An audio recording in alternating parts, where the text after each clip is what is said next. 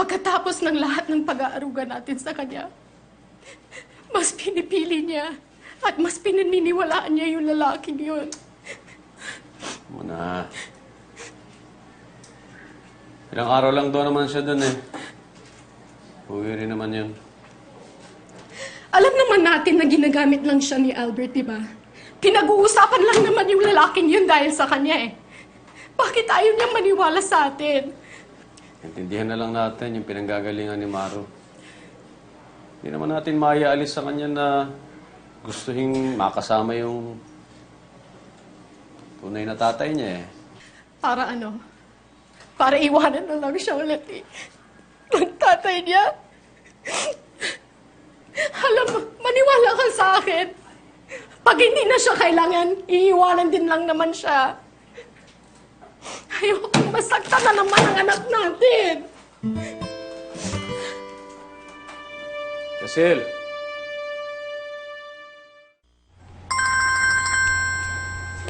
Hello, ate? Uy! Ate, kamusta ka na? Miss ka na namin. Uuwi ka na ba? Okay naman ako. Kayo, kamusta? Okay lang din kami dito, ate. Nakausap ako. Ate, ito si Mighty, oh. Kulit. Gusto ko kausapin. Hello, ate. Miss na kita. Mas miss kita. Eh, ate, kailan ka pa uuwi? Oo nga. Malapit na. Malapit na. Huwag kang mag-alala. Si nanay, kamusta? Ay, si ate po. Gusto niyo po kausapin? Saka na lang kamo pag naisip na niyang umuwi.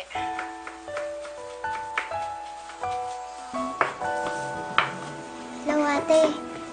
Gumagawa kasi yung longganisa si nanay eh. Medyo busy. Sige na, may pasok pa kayo bukas. Tatawag na lang ako ulit. Sige. Good night. I love you.